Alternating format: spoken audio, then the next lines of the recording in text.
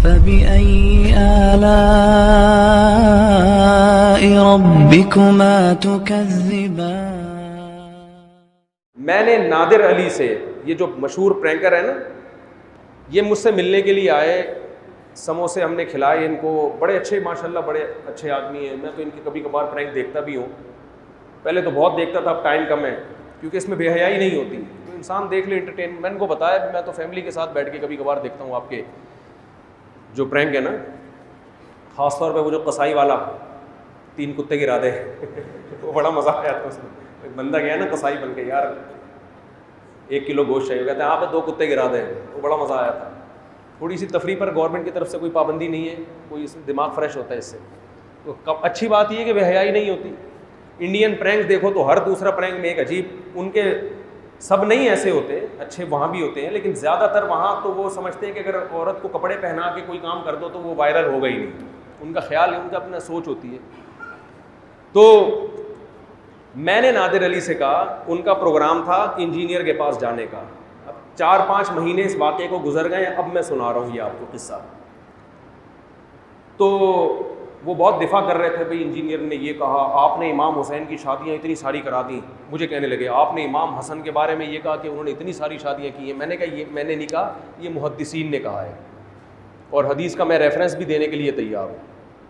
तो और मैंने कहा ऐसी किताब का रेफरेंस दूंगा जिसको इंजीनियर ने खुद हदीस की किताब कहा है, और इंजीनियर ने ये भी कहा है किसी हदीस की किताब में ऐसा नहीं लिखा। तो मैं चैलेंज कबूल करके मैं बताता हूँ कि लिखा है, ठीक है ना, और रेफरेंस भी दूंगा। मैंने कहा मगर वो ये सारे चैलेंज पी के बैठा हुआ है, वो चीज़ लाता ही नहीं है मार्केट में, वो यही लेकर आएगा जो अभी कट करके चला दिया ना।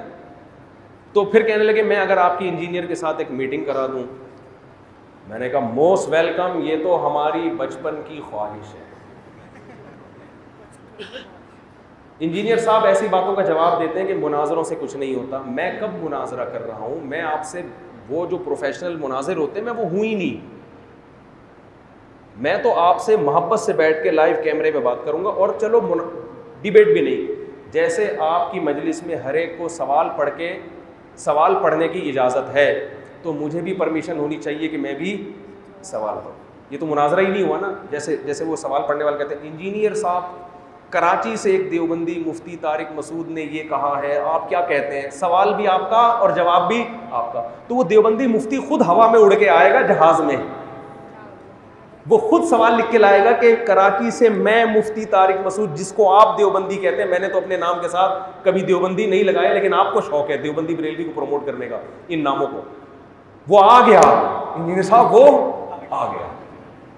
आज वो आपके सामने बैठ के खुद पूछ रहा है कि आपसे मैंने ये सवाल किया था कि आपने कहा कि औरतों और मर्दों की नमाज में फ़र्क पर कोई हदीस नहीं है। तो ऐसे मैंने कहा कि बहुत से मसाइल और भी ऐसे हैं जो औरतों के डिफरेंट हैं, मर्दों के डिफरेंट, लेकिन उसमें इस डिफरेंस पे कोई दलील हदीस में मौजूद नहीं है। इजमाए उम्मत की वजह से आप उनको मानते हैं। जैसे औरत आहिस्ता लब्बैक कहेगी, इजमाए उम्मत से साबित है। नबी से कोई कौल इस बारे में मनकूल नहीं है। औरत सफ़ा मरवा पे दौड़ेगी नहीं, चलेगी, नबी से सराहतन इस बारे में कोई हदीस मनकूल नहीं है, इजमाए उम्मत से। तो इसी तरह औरत मर्दों से सिमट के नमाज पढ़ेगी, इस पर भी इजमाए उम्मत दलील है, इसमें हदीस में सराहतन जिक्र होना ज़रूरी नहीं है।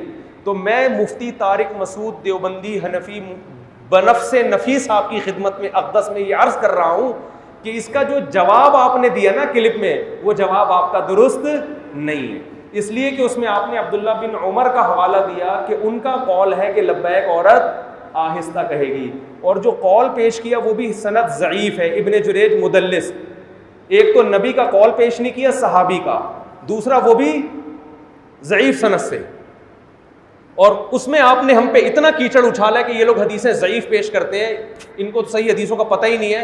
तो हमें पता है, इस वजह से कह रहे हैं कि जो आप जो सनद पेश कर रहे हैं वो सही नहीं है, और सहाबी से पेश कर रहे हैं। अगर सहाबी से पेश करते हो तो सहाबी से तो हम औरतों और मर्दों की नमाज में फ़र्क भी पेश कर सकते हैं, समझते हो कि नहीं? ताबीईन से, सहाबा से, असलाफ से तो हम भी पेश कर सकते हैं। तो इजमाए उम्मत है इस पर। ये मैं एक सवाल करूंगा, फिर वो जो जवाब देंगे उस पर मैं एक तमीज़ से सवाल करूंगा कि आपका ये जवाब इस वजह से गलत है। बनता है कि नहीं बनता? फिर मैं उनसे सवाल करूंगा, इंजीनियर साहब, कराची के एक देवबंदी मुफ्ती ने ये कहा नहीं है, बल्कि अभी कह रहे हैं आपके सामने बैठ के, ठीक है, अभी आपके सामने लाइव कह रहे हैं, वो ये सवाल कर रहे हैं कि आपने तरावी की जो 20 रकतों की नफ़ी की है कि जितनी चाहे पढ़ लो, कोई अदद मुतय्यन नहीं है, उस पे जो आपने मुवत्ता इमाम मालिक की सबसे पहले दलील पेश की कि हज़रत उमर ने 8 रकतें पढ़वाई हैं और इसको गोल्डन सनत कहा और ये कहा कि किसी ने इसको ज़ईफ़ करार नहीं दिया है, तो कराची के देवबंदी मुफ्ती बनफ्से नफीस आपके सामने ये हवाला लेके बैठे हुए कि फला फला फला ने इसको क्या कहा है, ज़ईफ़ कहा है। हत्ता के इमाम मालिक जो मुवत्ता के मुअल्लिफ़ हैं वो खुद इस हदीस पर अमल नहीं कर रहे, वो खुद 20 से ज़्यादा के कायल हैं। जो मुअल्लिफ़ है किताब का वो कह रहे हैं कि ये ज़ईफ़ है और आप क्या कह रहे हो कि ये क्या है, सही है।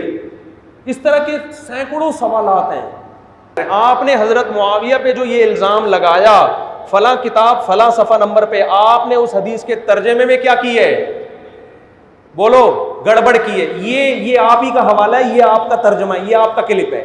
तो ये सामने बैठ के जो मज़ा आएगा वो क्लिप बाजियों में बोलते क्यों नहीं भाई, नहीं है। तो जिस आदमी में चैलेंज चैलेंज चैलेंज और जिसका जवाब दिया तो यूं कर दूंगा, मैं यूं कर दूंगा, तो भाई वो चैलेंज करता नहीं है, या तो आप मुसीबत बात है, जब करता है तो फिर वो मुलाकात से भागता नहीं है। समझ रहे कि नहीं समझ रहे? फिर वो नहीं भागता मुलाकात से। तो मज़ा जब ये आएगा जब, तो मैंने नादिर अली से कहा कि मोहतरम आप वहाँ जा रहे हैं, अगला सफ़र आपका कहाँ है, इंजीनियर साहब के पास। तो नादिर अली ने खुद पेशकश की कि अगर मैं आप दोनों को साथ बिठा दूं। मैंने कहा सुभान अल्लाह, इससे ज़्यादा मज़े की बात। मैंने कहा मुनाजरा, उसने कहा देखें फिर मुनाजरा नहीं करना। मैंने कहा नहीं भाई, मुनाजरा नहीं करना।